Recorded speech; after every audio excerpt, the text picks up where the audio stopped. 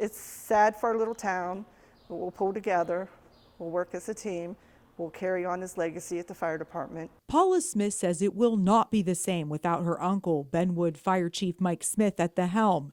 News of the longtime chief's passing quickly spread as fast as the flames he fought. What everybody's going to miss is going down this street down here from the fire station. He lived and he was always on his porch, always had a smile, always had a cup of coffee, always had a crew on his porch to carry on conversation with him, and that's going to be missed.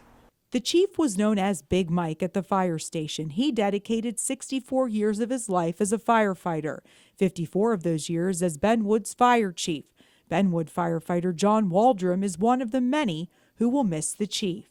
Mike was a great guy, great mentor for the city of Benwood, and I will miss him myself because he taught me a lot of knowledge in the fire service.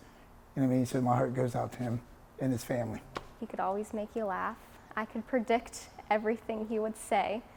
We spent so much time together. He has the most amazing family, and I am very lucky to have called him my pap. Jennifer Richmond is the chief's granddaughter and says her grandfather programmed the grandchildren to listen for the whistle and get his walkie-talkie for him.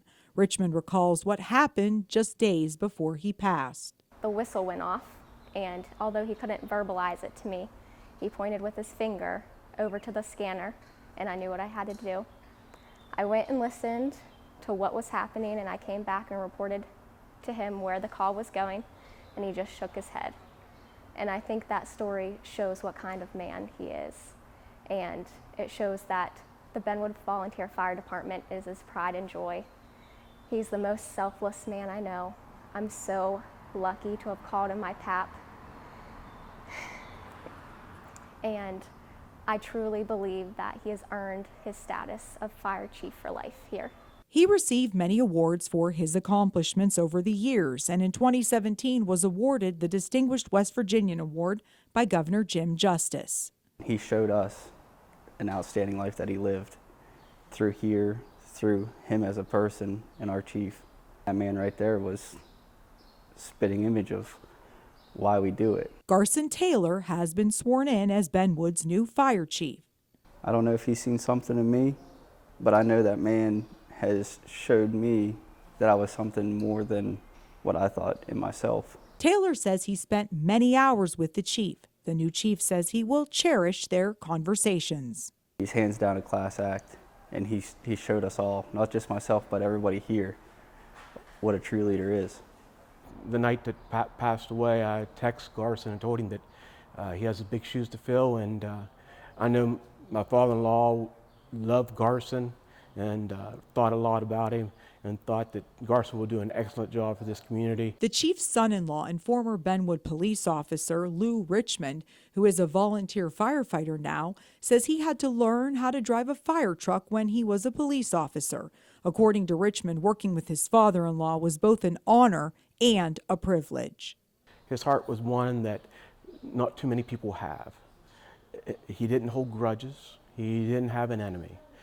He would just do anything for anyone, and it didn't matter time, day or night.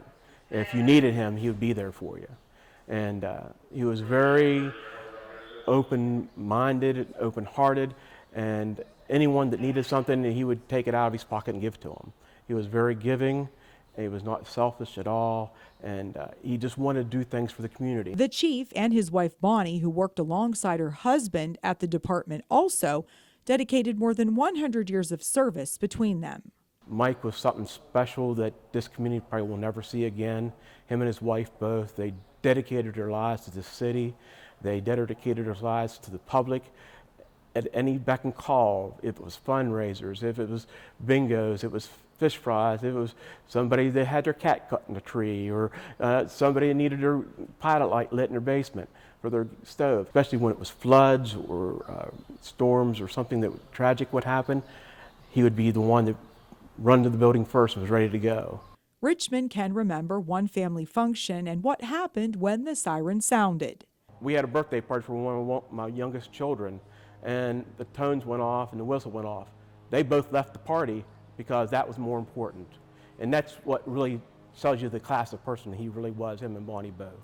Richmond says if he could, he would tell the chief thank you for everything just one more time, and that he knows the entire family feels peace knowing that this beloved Benwood fire chief, who once ran the streets together responding to calls both day and night with his wife, is now hand in hand with her once again. He was very dedicated to his wife and his family, and I know that he's in a better place now because he missed his wife greatly when she passed, and that's our shining star that they're together. In Benwood, I'm Rebecca Little, working for you.